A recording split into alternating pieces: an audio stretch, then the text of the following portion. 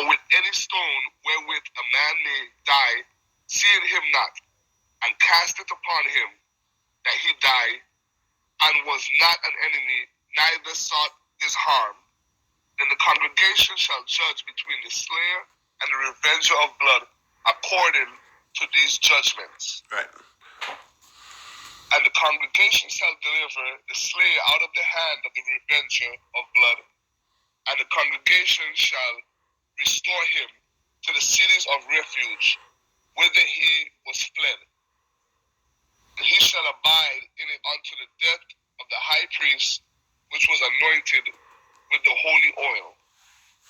That the slayer shall at any time come without the border of the city of his refuge, whither he was fled, and the revenger of blood find him without the borders of the cities of his refuge, and the revenger of blood kill the slayer, he shall not be guilty of blood. Yeah? Because he should have remained in the city of his refuge until the death of the high priest. Right. But after the death of the high priest, the slayer shall return into the land of his possession. So these things shall be for a statute of judgment unto you throughout your generations, right, and in all your dwellings. Right. Whoso killeth any person, the murderer shall be put to death by the mouth of witnesses. But one witness shall not testify against any person to cause him to die. That makes sense. So you have to have more than one. You have to have more than one witness. Yeah, because one person's word cannot condemn a man to death. Because one person can have a grudge against another and just, be wickedly trying to cause that person harm. But not in Esau's land. Oh, no. Oh, no. Now you see the difference between our people and them. Okay. Moreover, you shall take no satisfaction for the life of a murderer, which is guilty of death, but he shall be surely put to death. He shall take no satisfaction for him that fled to the city of his refuge, that he should come again to dwell in the land until the death of the priest. So ye shall not pollute the land wherein ye are, for blood is the land, and the land cannot be cleansed of the blood that is shed therein, but by the blood of him that shed it. Defile not, therefore, the land which ye shall inhabit, wherein I dwell, for I am Yahweh, dwell among the children of Israel. Okay, so you see, those are strict commands of how to handle manslayers. Even if you hit somebody with a rock, you hit somebody with a piece of wood or whatever, you kill that person, you're gonna die. Yeah. And That's right. And the revenger stops at nothing to get you. Doesn't matter how long it takes. He said the revenger, even if it's 50 years after and the priest die, and you make a mistake and you come out of that city, that revenger waited for you outside way. Yep. There's no skipping fit, brother. You see how serious those things was? I know. Well, a lot of the people around here in this country have killed a lot of people. Yeah. I hope the revenge is waiting for them. Yeah. Yeah. Especially the last two verses. Right. Yeah. Now see. The land with blood. Now see. Now the 34, verse 34 goes into the borders of the land. So it goes into how the land was going to be separated and stuff like that. and stuff like. So you guys want me to go into that? No, those are laws. Those are laws we can go into them. Right. You know. Okay. You So said 34? 34, yeah. Okay, so now it says here, and the Lord spake unto Moses, saying, Command the children of Israel, and say unto them, When ye come into the land of Canaan, this is the land that shall fall unto you for an inheritance, even the land of Canaan with the coast thereof. Then your south quarter shall be from the wilderness of Zin along by the coast of Edom, and your south border shall be the outmost coast of the Salt Sea eastward. So if we were to look on a map right now and we start pinpointing, we'll be able to know exactly what they're talking about. But we don't have that technology, right? But this right here is from the, from the Salt Sea eastward. Now, the Salt Sea, would that be the Dead Sea? Maybe. I would think so. Right. That was one of the seas that they got a lot of salt, basically. Right. That was the major producer of salt in the region. Right. So, and then it says here, and your border shall turn from the south to the ascent of Akribin, and pass on to Zin, and the going forth thereof shall be from the south of Kadesh Barnea, and shall go on to Hazadar, and pass to Asmon. And the border shall fetch a compass from Asmon unto the river of Egypt, and the goings out of it shall be at the sea. Wow. And as for the western border, ye shall even have the great sea for a border. This shall be your west border. And this shall be your north border. From the great sea ye shall point out for your Mount Hor. From Mount Hor ye shall point out your border unto the entrance of Hamath. And the going forth of the border shall be to Zebdad. And the border shall go into go on to Zipphron, and the going out of it shall be at Hazar Enan. This shall be your north border. And ye shall point out your east border from Hazar Enan to Shepham. And the coast shall go down from Shepham to Riblah, and the east side of In. And the border shall descend, and shall reach unto the side of the sea of Chinnereth eastward. And the border shall go down to the Jordan, and the going out of it shall be at the Salt Sea. So it's the same thing, it's the Dead Sea, right? Shall be your land with the coast thereof round about. And Moses commanded the children of Israel, saying, This is the land which ye shall inherit by lot, which the Lord commanded to give unto the 9 tribe and the half tribe. Okay?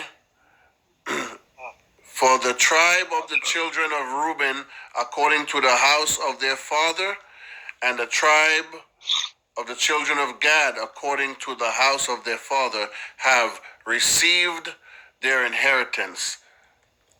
And half the tribe of Manasseh have received their inheritance.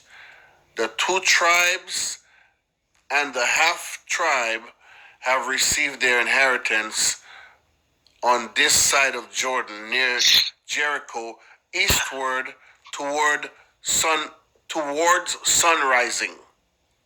Okay?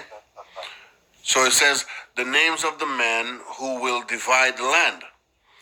And the Lord spake unto Moses, saying, these are the names of the men which shall divide the land unto you, Eleazar the priest, and Joshua the son of Nun. And ye shall take 1 prince of every tribe. Have you noticed that the tribe, the head of the tribe was the eldest person coming down from the eldest father, right? Yep. Yeah, you know, if like the progenitor of that tribe, right? Would be a prince. He says, and ye shall take 1 prince of every tribe to divide the land by inheritance. And the names of the men are these: of the tribe of Judah, Caleb, the son of Jehunan. And remember, Caleb and Joshua was one of the only ones that went into the land, right? Yeah. Okay. Because most of the older people who came out of Egypt, they died. Yeah. Yep. It says, and the tribe of the children of Simeon, Shemuel, the son of Amihud. Of the tribe of Benjamin, Elidad, the son of Chislon. And the prince of the tribe of the children of Dan, Buki, the son of Jogli. The prince of the children of Joseph, for the tribe of the children of Manasseh, Haniel, the son of Ephod. And the prince of the tribe of the children of Ephraim, Kemuel, the son of Shiphthan. And the prince of the tribe of the children of Zebulun, Elizaphan, the son of Parnash. And the prince of the tribe of the children of Issachar, Paltiel, the son of Azan. And the prince of the tribe of the children of Asher, Ahihud, the son of Shelomi. And the prince of the tribe of the children of Naphtali, Pedahel, the son of Amilhud. These are whom the Lord commanded to divide the inheritance of the children of Israel in the land of Canaan. Structure. See? They were not without instruction. Man. They had instructions to do everything, man. You know? They had instructions to do everything. Everything was supposed to be a certain way. Yep. You know? Yep. You see, and that is all it is about following instructions. Yep. There was a That's certain simple. structure to it. Instructions and structure. Yep. The prince of every tribe Mm-hmm. follows the one's set of structure. Yep.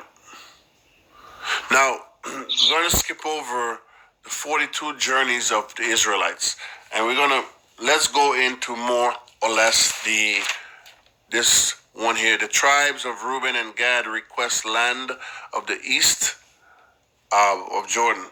Because down here in around the 16th verse of chapter 32, it says that the tribes offer condition that are satisfactory to Moses. So I guess that you notice like you notice in in Genesis the 49th chapter when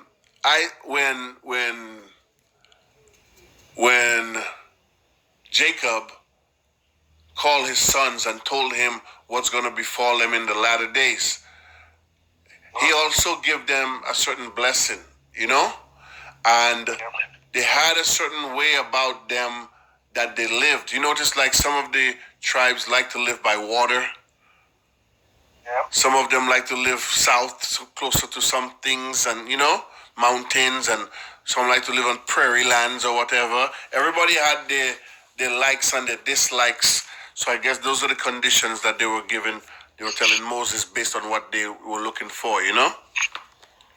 Yeah. So, brother Michael, do you want to start from 16? We're not going to read the whole thing because we're just going to go try to see if we can get the point starting from 16, the 16th verse of Numbers 32.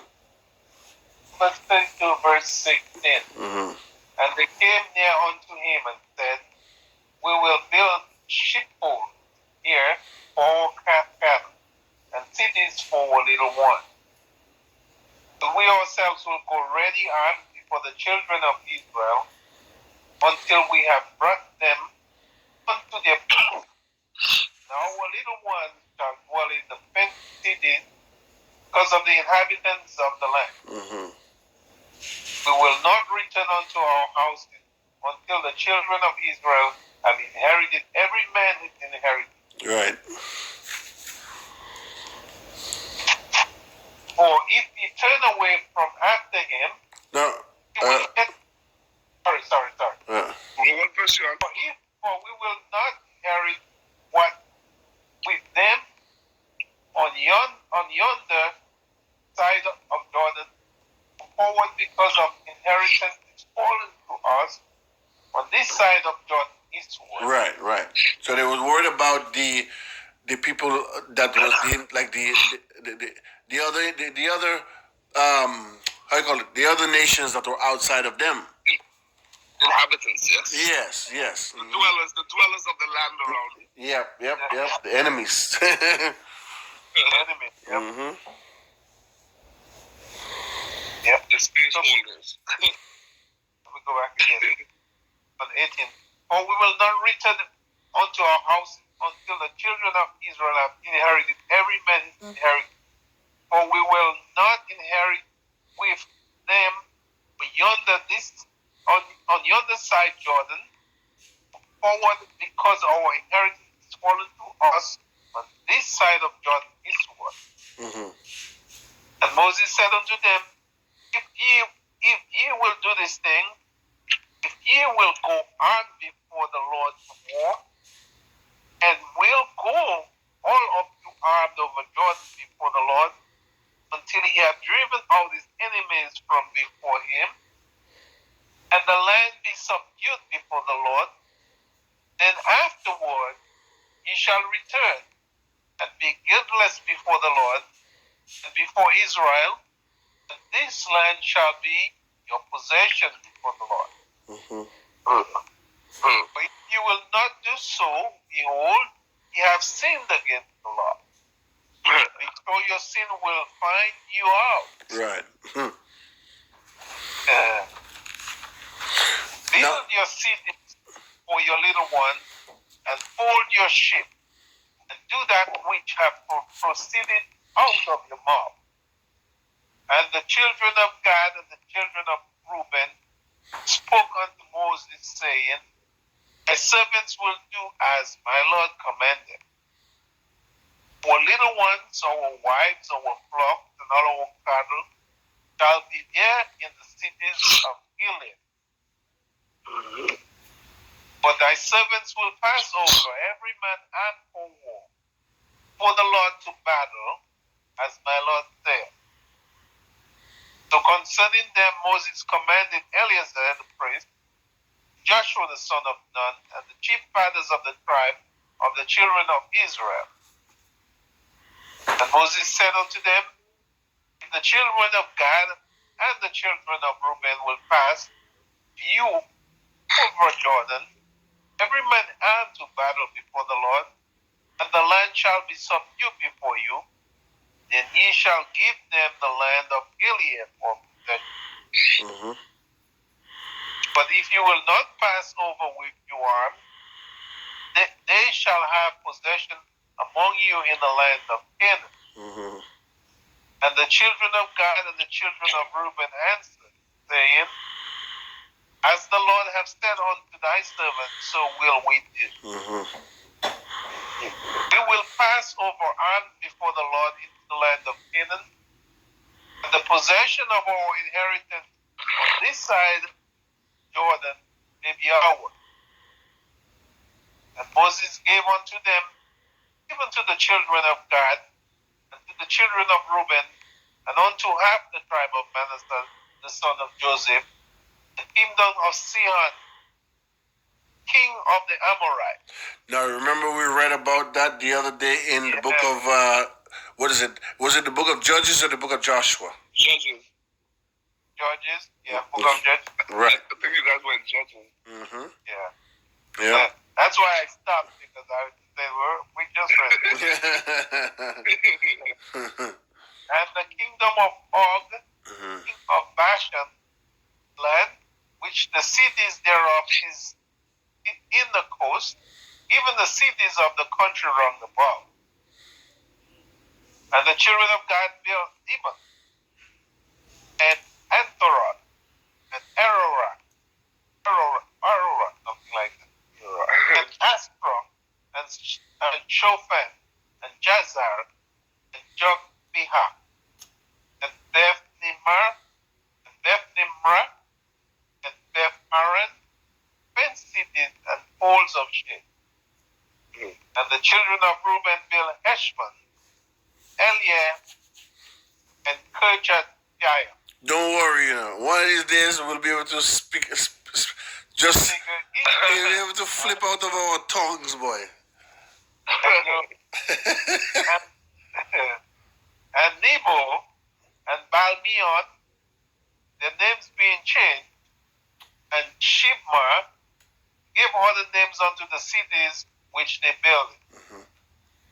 And the children of Machir, the son of Manasseh, went to Gilead and took it, and dispossessed the Amorite which was in it. And Moses gave Gilead unto Machir, the son of Manasseh, and he dwelt therein. And Jair, the son of Manasseh, went and took the small towns thereof, and called them Avoth-Yah. I hope I'm saying it right.